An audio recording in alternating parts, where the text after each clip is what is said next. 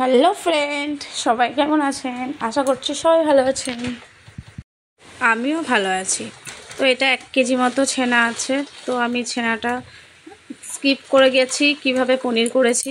এটা দেখতে হলে আমার ফাইলে চলে যাও, দেখতে পাবে। তো পনিরগুলো আমি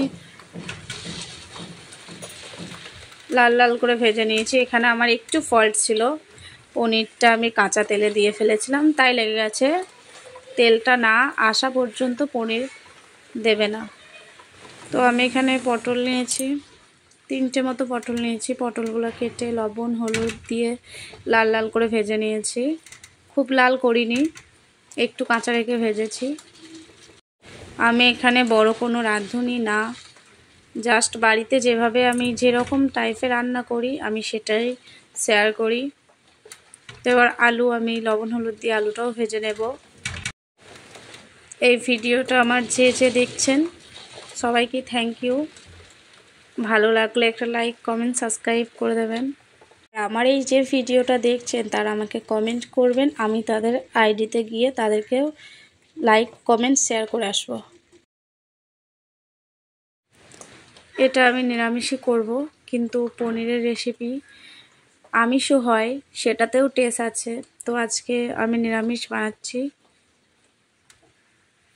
আলুগুলো ভাজা হয়ে গেছে লাল লাল করে, আমি তুলে নিয়েছি। তো ফোড়নে দিয়েছি 5 ফোড়ন, শুকনো লঙ্কা, তেজপাতা আর মশলা করেছি আদা আর জিরে পেস্ট করে নিয়েছি। তো তারপরে একটু লঙ্কার গুঁড়ি, কাশ্মীরি লঙ্কার গুঁড়ি, হলুদ সব কিছু দিয়ে ভালো করে নাড়িয়ে চাড়িয়ে নেব। একটু সবজি মশলা দিয়েছি, টেস্টটা আর একটু আসবে। ভালো করে মশলা কষিয়ে নিয়েছি। মশলা যত কষাবো টেস্ট আর একটু বাড়ে। তো এরপর ভেজে রাখা সবজি দিয়ে দিয়েছি। তো এটাতে আমি একটু জল অ্যাড করে নাড়াচাড়া করে নিয়েছি। তো আমি একটা অনেকক্ষণ ধরে নাড়াচাড়া করেছি। নাড়াচাড়া করার পর আমার অল্প পরিমাণে তো লবণ দিয়েছিলাম, তো আবার একটু দিয়েছি।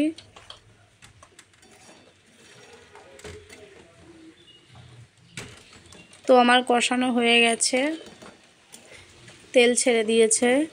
তো এরপর আমি জল অ্যাড করে দেব।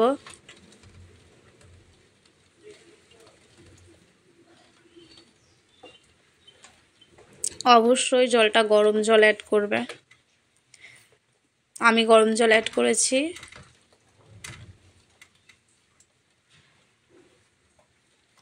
তো ঝোল ফুটে আসলে আমি পনিরগুলো ঢেলে দিচ্ছি।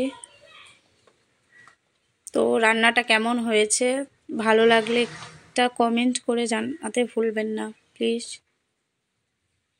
খেতে কিন্তু অসাধারণ হয়েছিল। টাটা। পুরো ভিডিওটা দেখার জন্য থ্যাংক ইউ।